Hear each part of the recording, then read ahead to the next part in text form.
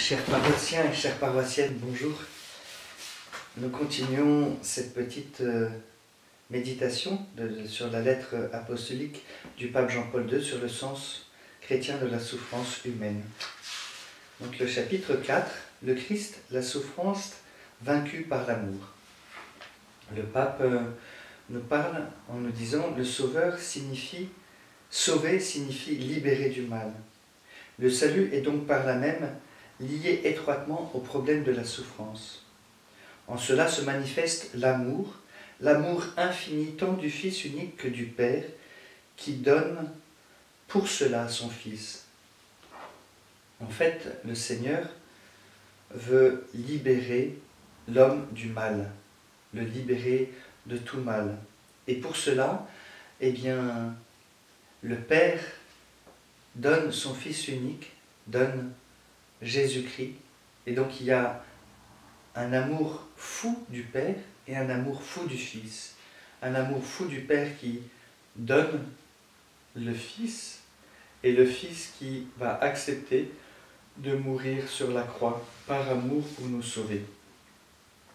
Donc Dieu donne son Fils unique afin que l'homme ne périsse pas, mais ait la vie éternelle. L'enjeu est là, et de donner la vie éternelle que l'homme et la femme ont perdue à travers Ève et Adam en péchant, en se détournant de Dieu, en prenant du fruit de la connaissance du bien et du mal, et donc en se coupant de Dieu, en péchant. Et Dieu ne veut pas que l'homme soit perdu éternellement, alors il vient lui donner la vie éternelle. L'homme périt quand il perd la vie éternelle.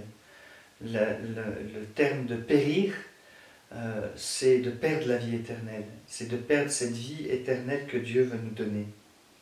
Mais la souffrance définitive, la perte de la vie éternelle, le fait d'être rejeté par Dieu, la damnation.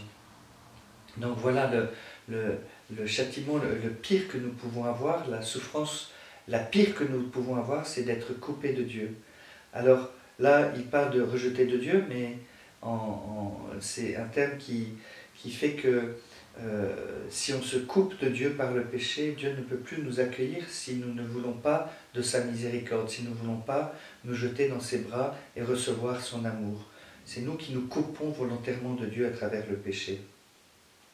Ces racines transcendantes du mal sont ancrées dans le péché et dans la mort. Elles se trouvent en effet à la base de la perte de la vie éternelle.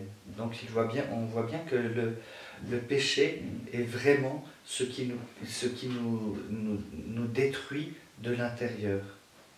Le triomphe du péché par son obéissance jusqu'à la mort, Jésus triomphe du péché par son obéissance jusqu'à la mort, et il triomphe de la mort par la résurrection. Donc le péché est détruit par l'obéissance de Jésus en acceptant de souffrir la passion, et le triomphe de la mort est gagné par la résurrection. Donc cette mort éternelle est détruite par la résurrection de notre Seigneur.